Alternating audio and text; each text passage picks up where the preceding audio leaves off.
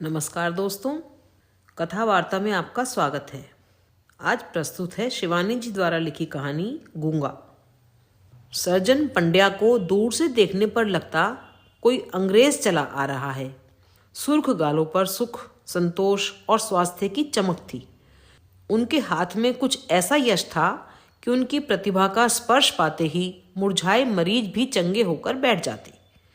उनकी फीस भी उनके व्यक्तित्व की ही भांति रौबीली थी। ऐसा वैसा व्यक्ति तो उनकी फीस सुनकर ही पीला पड़ जाता, पर रोगी के पीले चेहरे से भी उनकी आंखों में करुणा नहीं उभरती। कभी कभी वे अपनी विकट फीस में थोड़ा सा अंतर भी कर देते थे, बशर्ते मरीजा सुंदरी हो या मरीज किसी मौलिक बीमारी का नमूना हो। पर असंख्य रोगियों को जीवन दान देने वाला यह अनोखा मसीहा अपनी ही पत्नी का इलाज नहीं कर सका था। एक ही पुत्री को जन्म देकर उसकी पत्नी सौर में ही पगला गई थी और सर्जन उसे ठीक नहीं कर पाए थे। 16 वर्ष से वह आगरा के पागल खाने में पड़ी थी। बीच बीच में सर्जन उसे देखने भी जाते थे और कुछ लोग तो कहते थे कि वह उतनी पागल नहीं थी कि उसे घर न लाया जा सके। पर सर्जन कभी लौटकर पत्नी के उन्माद का प्रसंग भी पुत्री के सामने नहीं छेड़ते और ना पुत्री ही कुछ पूछती थी। सर्जन की कन्या का नाम था कृष्णा। रंग था गेहुआ, पर मुखश्री अनुपम थी। सघन कृष्ण वेणी को वह ढीली ढाली गूंथ कर पीठ पर डाल देती। माँ के अभाव को पिता के स्नेह ने कभी खटकने नहीं दिया था। देख रेख की लगाम तो नहीं थी, पर पिता का शासन कड़ा था। कृष्णा ने पढ़ाई के साथ संगीत और नृत्य की शिक्षा प्राप्त की। पैरों में घूंघर बांधते ही वह स्वर्ग की अप्सरा बन जाती। बड़े से बड़ा कला मर्मज्ञ हो या नृत्य संगीत से एकदम ही अनभिज्ञ कोई अरसिक, सब उसके नृत्य की रस माधुरी में डूबकर रह जाते। यही उसके नृत्य की विशेषता थी। एक बार एक नृत्योत्सव में 3 घंटे तक नृत्य कर दर्शकों को मंत्रमुग्ध कर दिया और अंत में जब हाथ जोड़कर दर्शकों की ओर सिर झुकाया तो तालियों से हॉल गूंज उठा। सर्जन की आंखों में आनंदाश्रु छलक उठे। अंतःकरण को अमृत वृष्टि से परिप्लावित करती उस छवि को एकटक देखते एक और व्यक्ति की भी आंखें तरल हो गई थीं और वह था तरुण स्क्वाड्रन लीडर वी डिसूजा। वह कृष्णा के पड़ोसी डॉक्टर डिसूजा का पुत्र था। उसके पिता सर्जन के क्लिनिक में ही काम करते और सर्जरी में ही हाथ में छुरी लग जाने से टिटनस से उनकी मृत्यु हो गई थी। पिता की मृत्यु के बाद मातृहीन डिसूजा सर्जन के साथ ही छुट्टियां बिताता। कृष्णा के आकर्षण जाल में वह किस बुरी तरह फंस गया है, यह वह उसी दिन जान पाया। स्वभाव से ही लजीले उस सौम्य गोवानी युवक पर सर्जन का अत्यंत स्नेह था। उसके लंबोतरे चेहरे पर सांवले रंग की चमक थी। पतली मूछों के नीचे उसके पतले होठों पर सदा संयम की चाबी लगी रहती। वह बड़े नम्र स्वर में बोलता और बड़े ही सलीके से कपड़े पहनता। उसके जूते ऐसे चमकते कि कोई चाहे तो अपना मुंह देख ले। सर्जन उसके जूतों की इसी चमक पर फिदा थे। शाबाश बेटे, तुम्हारे जूतों की चमक देखकर हमारी तबीयत खुश हो जाती है। जो शख्स अपने जूते चमका कर रखता है उसका दिल भी हमेशा चमकता रहता है। पता नहीं सर्जन का कथन किस अंश तक सच था, पर डिसूजा का दिल सचमुच ही एकदम साफ था। वह जितना ही कृष्णा से बचकर निकलता वह उसे उतना ही घेर लेती।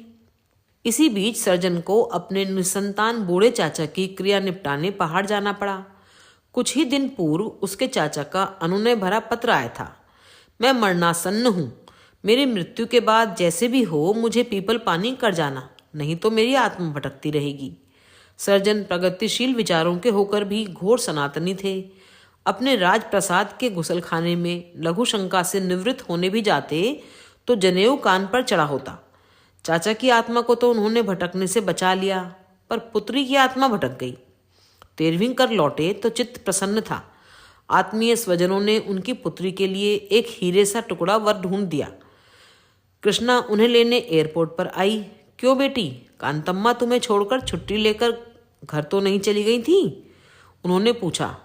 कांतम्मा उनकी वर्षों पुरानी बूढ़ी आया थी। ना पापा, नम्र मुखी कन्या उन्हें कुछ पीली सी लगी। पापा, मेरे लिए पहाड़ की मिठाई बाल सिंगौड़ी लाए या नहीं? बच्ची की तरह मचलकर उसने पूछा।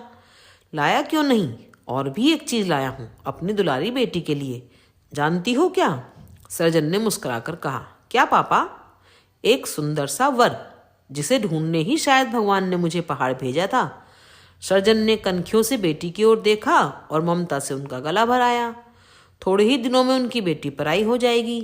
कृष्णा का चेहरा आश्चर्यजनक रूप से सफेद लग रहा था। वह पहले गुमसुम हो गई, फिर अचानक दृढ़ स्वर में बोली, आपको मेरे लिए वर नहीं ढूंढना होगा, मैंने वर ढूंढ लिया है। सर्जन दंग रह गए। कहती क्या है लड़की? कहाँ से वर ढूंढ लिया? यहाँ तो अपने समाज का एक भी परिवार नहीं। क्या बात कर रही है पगली? कैसा वर? उन्होंने स्वर को करुण बनाकर पूछा। हाँ पापा, मैं विक्की से ही ब्याह करूंगी। सामान्य सी किशोरी के कंठ की दृढ़ता में कहीं भी नम्रता की मिठास नहीं थी। सर्जन क्रोध से कांपते चुपचाप अपनी मूछें नोचने लगे। सामान्य सा पायलट डिसूजा, उस पर भी ईसाई, और कहाँ कुमाऊं के महापंडितों के खानदान की पुत्री कृष्णा। कार घर पहुंची तो डिसूजा को बुलाने आदमी भेजा। पता लगा डिसूजा मद्रास चला गया है। शासन की लक्ष्मण रेखा में पुत्री को बांधकर सर्जन निश्चिंत हो गए। बिना उनसे पूछे अब वह गुसलखाने भी नहीं जा सकती थी। सर्जन को इसी बीच जयपुर की मेडिकल सेमिनार में अध्यक्षता करने जाना पड़ा। कांतम्मा को कड़ी हिदायतें देकर वे 2 और बूढ़ी नौकरानियां तैनात कर गए, किंतु 3 जोड़ी बूढ़ी आंखों को धोखा देने के लिए कृष्णा की एक ही जोड़ी जवान आंख काफी थी। डिसूजा खबर पाते ही छुट्टी लेकर आ गया और फिर दोनों लुक छिप कर मिलने लगे। पापा के आने में केवल 8 दिन हैं विकी। एक दिन कृष्णा ने उसकी छाती पर माथा टिकाकर कहा, तुम्हें 5 दिन बाद लंबी ट्रेनिंग के लिए फ्रांस जाना है। क्यों ना हम सेंट पाल के बूढ़े पादरी की खुशामद कर शादी कर लें? पापा फिर कर ही क्या लेंगे? एक शाम दोनों जंगल में खो गए। बच्चों की भांति एक दूसरे का हाथ कसकर पकड़े सेंट पाल से लौटे। तीसरे दिन डिसूजा चला गया। सर्जन लौटे 2.5-3 माह तक मरीजों में फंसे रहे। एक दिन लेटे लेटे वे अखबार पढ़ रहे थे कि पहले ही पृष्ठ पर तरुण भारतीय पायलट की मृत्यु की खबर देखकर चौंक पड़े। डिसूजा की मृत्यु हो गई थी। वे मन ही मन ईश्वर को लाख लाख धन्यवाद दे रहे थे कि एक चीख सुनकर चौंक पड़े। कृष्णा उनके पीछे खड़ी थी। उसका रोना और कोई न सुन ले, यह सोचकर सर्जन ने चट से उसे कमरे में धकेलकर अंदर से चिटकनी चढ़ा दी। पर कृष्णा सिसकती रही। क्या तूफान मचा रखा है तुमने? कोई नादान बच्ची तो नहीं हो? तुम्हें पता होना चाहिए कि तुम्हारी शादी तय हो चुकी है। बाल बिखराए ही कृष्णा तड़प कर उठ बैठी। मेरी शादी हो चुकी थी पापा। क्या बकती है? सर्जन ने तिलमिलाकर बेटी की ओर चांटा साधा, फिर बड़ी चेष्टा से बिना मारे ही हाथ खींच लिया। हाँ पापा, 3 माह पहले सेंट पाल के पादरी ने हमारी शादी करवाई थी। विकी मेरा पति था। उसके होंठ कांपने लगे। चुप कर बेहुदी, तुम अभी नाबालिग हो, शादी हो ही कैसे सकती थी? गुस्से से पैर पटककर सर्जन धड़धड़ाते पादरी के पास गए। न जाने कितने के चेक से उसका मुंह बंद किया। लौटे तो कृष्णा को समझाते हुए बोले, मैंने पादरी को समझा दिया है, वह सब रिकॉर्ड जला देगा। खिलवाड़ को कोई भी धर्म शादी नहीं कह सकता। पर एक बात और है पापा। सिर झुकाकर कृष्णा जमीन में गड़ गई। क्या? चीख कर ही पूछा सर्जन ने। मैं मां बनने वाली हूं। दोनों हाथों से मुंह ढांपकर वह सिसक उठी। नियति से जूझकर सर्जन अब धराशायी थे। रात भर वे पिंजड़े में बंद शेर की तरह चक्कर लगाते रहे। फिर भोर होते होते उन्होंने कमर कस ली। दूसरे दिन वे पुत्री को लेकर यह कहकर चले गए कि सगाई की रस्म पूरी करने वे पहाड़ जा रहे हैं। मार्ग में उन्होंने बेटी को कितना समझाया। 18 वर्ष की जिंदगी वह अकेले नहीं काट सकती। दिल्ली में एक बहुत बड़े महिला आश्रम की संचालिका काशीबाई को वे जानते थे। कुछ वर्ष पूर्व उसे ब्रेस्ट कैंसर हो गया था। उन्होंने उस विधवा सुंदरी को कभी जीवन दान दिया था, आज उसी का प्रतिदान मांगने जा रहे थे। सब कुछ सुनकर काशीबाई हंसकर बोली, आप निश्चिंत रहें सर्जन, किसी को कानो कान खबर नहीं हो सकेगी। भाग्य ने सर्जन पर दया करके समय से पूर्व कृष्णा को मुक्ति दे दी। सतमासी पुत्र को जन्म देकर वह 4 माह बाद घर लौट आई। कुछ ही दिनों बाद उसके विवाह की तैयारियां जोर शोर से होने लगी। 7 फेरे लगाकर सप्तपदी पूर्ण हुई तो सर्जन के दिल का पहाड़ हट गया। काशीबाई पर उन्हें पूरा भरोसा था और किसी को कानो कान कुछ खटका भी नहीं हुआ। धीरे धीरे समय बीतता गया। विवाह को अब 6 वर्ष पूरे हो गए थे। कृष्णा के एक 5 वर्ष का पुत्र भी था, किंतु अभी भी उसके सौंदर्य में वही अलहड़ सा भोलापन था। वह नृत्य का निरंतर अभ्यास करती थी। उसके ओडिशी और भरतनाट्यम की ख्याति राजधानी तक पहुंची और महारानी के स्वागत समारोह में उसे आग्रहपूर्वक आमंत्रित किया गया। वह अपने पति और पुत्र के साथ ही आई थी, क्योंकि ठीक 7वें दिन उसके पति को वॉशिंगटन दूतावास में सेक्रेटरी का पद का भार ग्रहण करने पहुंचना था। दुर्भाग्य से ठीक नृत्य समारोह के दिन ही राजीव को तेज ज्वर हो आया। इकलौता जिद्दी लाडला माँ के गले में अपनी ज्वराक्रांत तपती बाहें डालकर झूल गया। नहीं मम्मी, तुम यहीं रहो। बड़ी कठिनता से एक इलेक्ट्रिकल ट्रेन और चॉकलेट का उत्कोच देकर कृष्णा को छुट्टी मिली। उस दिन के नृत्य प्रदर्शन ने उसके गले में कीर्ति की जयमाला डाल दी। स्वयं महारानी एलिजाबेथ ने उसके दोनों हाथ पकड़कर उसे बधाई दी। प्रशंसा और तालियों के नशे में झूमती वह पति के साथ कार में लौट रही थी कि सर्र से महिला आश्रम के पास से कार गुजर गई। एक पल ही में उसकी सारी प्रसन्नता उड़ गई। जिस घाव की सूखी पपड़ियां तक झर गई थीं, वही आज नासूर बन गया था। घर पहुंची और बच्चे को छाती से चिपका कर लेट गई, पर सो नहीं सकी। माँ को पाकर राजीव ने प्रसन्नता से छाती में मुंह छिपा लिया। पीपल के पेड़ के साय में घिरी आश्रम की छोटी सी कोठरी में मूंज की झूला सी चारपाई पर एक अभागा सो रहा था। उसके पास मुंह छिपाने को किसी की छाती नहीं थी। उसे सदा के लिए छोड़ जाने पर भी माँ ने किसी प्रकार का समझौता नहीं किया था। न उसे माँ के लौटने का इंतजार था, न बिछोह का दर्द। वह दिन भर आश्रम के लावारिस बच्चों से पिटता रहता। उसकी शांत आंखों में एक अजब उदासी थी। न वह किसी से बोलता था, न किसी से झगड़ता था। झगड़ता भी कैसे? वह बहरा था और बोलता भी कैसे? बेचारा जन्म से ही गूंगा था। कृष्णा को यह सब कुछ पता नहीं था। 5 वर्षों में वह कई बार उसे देखने को व्याकुल हो उठी थी, पर उसने पापा को आश्रम में कभी पैर न रखने का वचन दिया था। फिर क्या पता, शायद मर ही गया हो। बेचारी कृष्णा क्या जानती थी कि ऐसे बच्चे जिनकी मौत की मिन्नतें मांगी जाती हैं, कभी नहीं जाते। जाते वे हैं जिनकी जिंदगी की भीख के लिए दामन फैलाए जाते हैं। सोमवार को उसे विदेश जाना था। बच्चे को बुखार उतर गया था और वह अपनी रेल से खेल रहा था। पति कहीं गए हुए थे। कृष्णा ने अपनी कार निकाली और उसी दुकान पर पहुंची जहां से खिलौने की रेल खरीदी थी।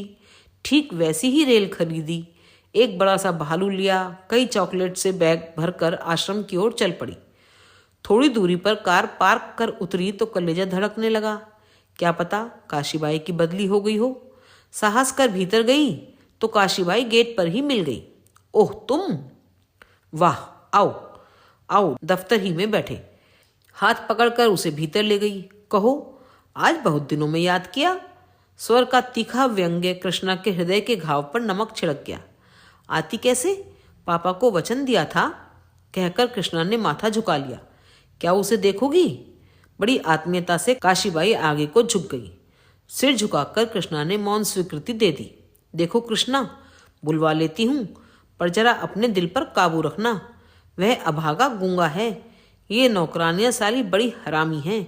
जरा भी शुभा होगा तो ब्लैकमेल करना भी जानती हैं। पूरनदेई, कहकर उसने घंटी बजाई।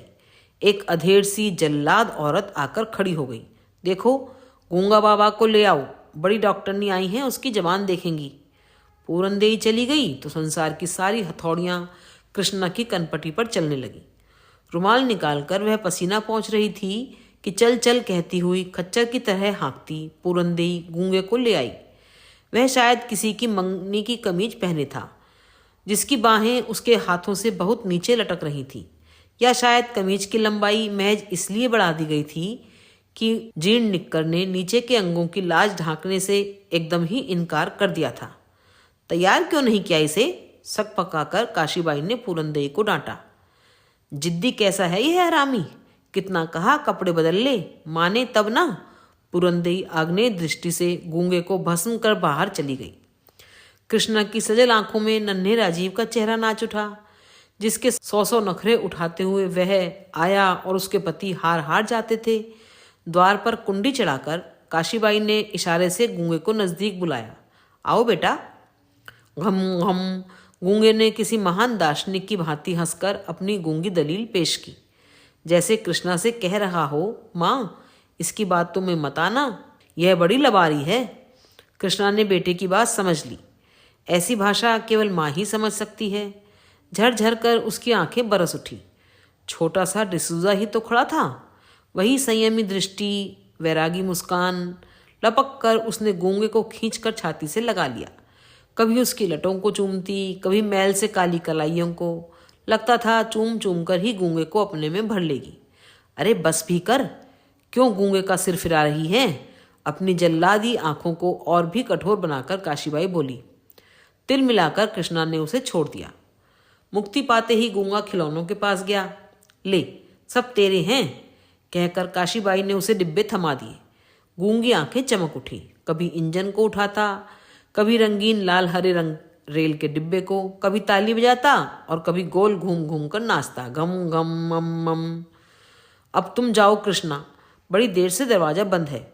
मुई पूरन देई कहीं द्वार पर ही कान लगाए खड़ी ना हो। वाह, अंगूठी तो बड़ी सुंदर है तुम्हारी। लालची दृष्टि का संदेश कृष्णा समझ गई। चट अंगूठी उतारकर उसने काशीबाई को पहना दी और एक मूक करुण दृष्टि से अपना संदेश भी दे दिया, मेरे गूंगे का ध्यान रखना। फिर हृदय पर पत्थर रखकर वह उठी। एक बार गूंगे को चूमा और तीर सी बाहर छिटक गई।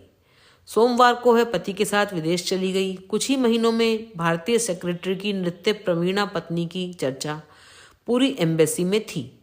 एक बार टेलीविजन पर उसका नृत्य हुआ और एक दिन उसे एक पत्र मिला, एक गूंगे बहरे बच्चों की संस्था संचालिका मदर मारिया का। क्या वे उनके अभागे बच्चों के सम्मुख अपना मनोहारी नृत्य प्रस्तुत कर कृतार्थ करेंगी? कृष्णा ने एकदम स्वीकृति दे दी। 3 घंटे तक वह नाचती रही। गूंगे चेहरों पर खुशी की चमक उसके लिए करोड़ों तालियों की गड़गड़ाहट से भी बढ़कर थी। नृत्य समाप्त हुआ और मदर का हाथ पकड़कर एक देवदूत सा सुंदर बालक आया और उसे फूलों का गुच्छा भेंट किया। धन्यवाद। क्या नाम है तुम्हारा?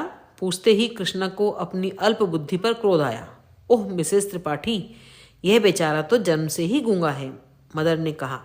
इसकी माँ इसे हमारे आश्रम के द्वार पर डाल गई थी, फिर पलट कर नहीं आई। ईशु उसे क्षमा करे, मदर ने क्रॉस बनाया। कृष्णा एक टक उस बच्चे के सुनहरे माथे को देखती रही, फिर टप टप कर उसके आंसू रत्न जटित वलयों को भिगोने लगे। यह क्या मिसेस त्रिपाठी, आप रो रही हैं? आश्चर्य से मदर ने पूछा और फिर बढ़कर उन्होंने कृष्णा के दोनों हाथों को चूम लिया। काश ऐसे ही प्रत्येक मानव दूसरे के दुख दर्द के लिए रो सकता। एक विदेशी गूंगे बच्चे के लिए आपकी आंखों में आंसू देखकर मुझे कितनी प्रसन्नता हुई, कितनी प्रसन्नता।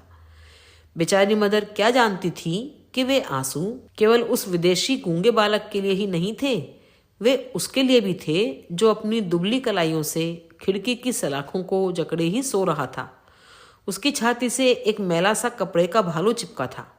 उसकी रेल काशीबाई ने आश्रम के खिलौनों के कमरों में बंद कर दी थी। वह कितना रोया था, पर कौन सुनता। आश्रम में मोटरों में बैठकर खादी की टोपी लगाए मेहमान आते, बच्चे को साफ कपड़े पहनाए जाते, मिठाई बंटती, पर गूंगा मिठाई फेंक कर अपनी रेल के लिए मचलता रहता। समुद्र की उत्तुंग लहरों की भांति नाना तर्क वितर्कों की लहरें उसके नन्हे से कलेजे की कछार पर सिर पटक पटक कर व्यर्थ ही लौट जाती। वह कितना कुछ पूछना चाहता है, मेरी रेल क्यों छीन ली? इतने मेहमान आते हैं, पर वह क्यों नहीं आती जिसने चूम चूम कर मुझे खिलौने दिए थे? आज मेरी पीठ पर काशीबाई ने बेंत क्यों मारी है? मैंने तो पूरनदेई की पीठ पर दांत ही काटे थे, पर वह जो मुझे रोज रोज मारती है उसे बेंत क्यों नहीं पड़ती? पर वह अभागा कुछ भी नहीं पूछ सकता। अंधे बेजान भालू को छाती से चिपकाकर खिड़की के अंधेरे कोने में दुबक गया है, जहाँ थोड़ी देर तक न उसे काशीबाई ढूंढ सकती है न पूरनदेई। 7 समुद्र पार उसकी माँ भी सिसक रही है। शायद उन्हीं लाड़ भीनी सिसकियों की लोरी ने गूंगे को भी सुला दिया है। मीठी नींद में डूबा गूंगा अपने गूंगे सपनों की दुनिया में पहुंचकर खो गया है। वहाँ न काशीबाई है न पूरनदेई, वहाँ तो बस बड़ी सी बिजली की रेल है। सोने के पेड़ों पर खिलौने झूल रहे हैं और वही सुंदर सी औरत उसे गोद में उछाल उछाल कर चूम रही है। नींद ही में गूंगा मुस्कुराकर भालू को और भी कसकर छाती से लगा लेता। अभी आप सुन रहे थे शिवानी जी की लिखी कहानी गूंगा।